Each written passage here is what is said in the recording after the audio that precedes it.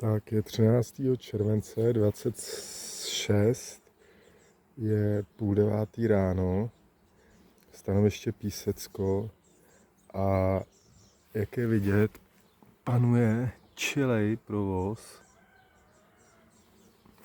A tady třeba na tom včelstvu je vidět, že je docela, no teď zrovna ne, ale na jiných nosej takovej světle žlutý pyl, kromě tmavě oranžovýho tadyhle. A nosej celkem dost.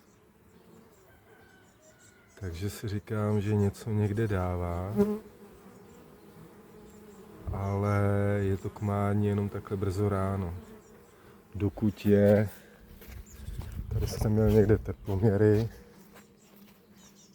tady mám teploměr, kolik je, jo, tohle to bude teplota na sluníčku. Na sluníčku je 26, no. Ale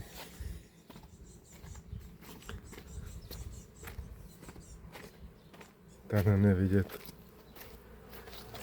Taky, jak nosí docela dost pilu. Jo, takovýhle bambule. Jo.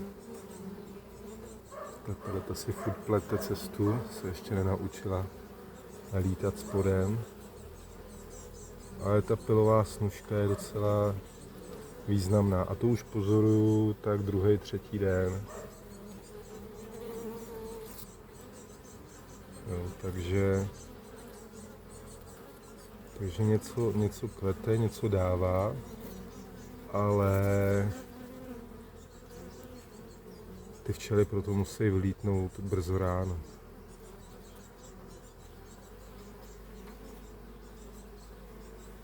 Protože pak už se jim nechce. To je taky další věc, tamhle u toho včelstva, kde pozoruju už 14 dní, možná to bude 3 týdny, já tam teďko nechci líst, protože tady vidíte, jaký je tady provoz, jo. Ale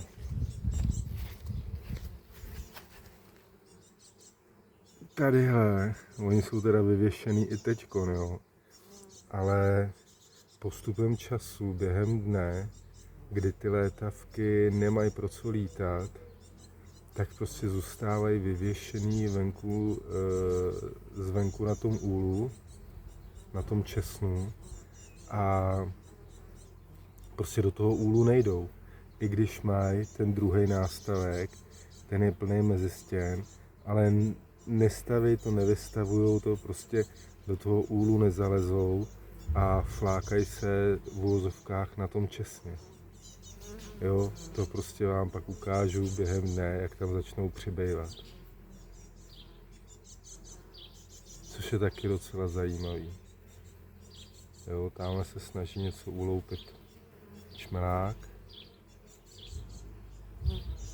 Ale prostě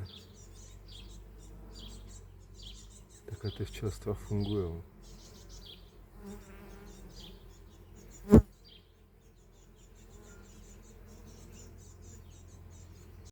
Jo, na napáječce tady je těch včel minimum.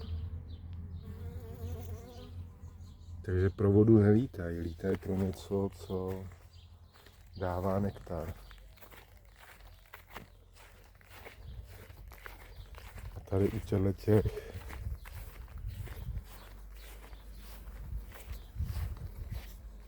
ten stav je podobný.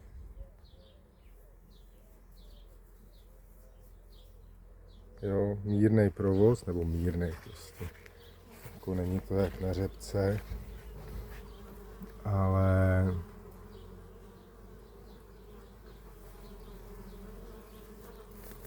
takhle vyhazujou trubce. Strážkyně hlídají.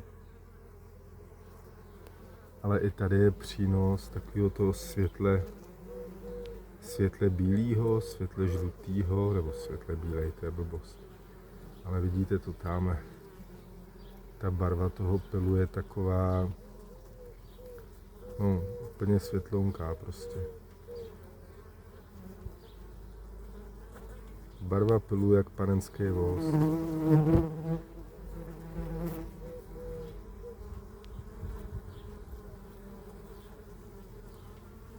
Jo, takže pilu je dost, ale nevím z čeho. Nepoznám to.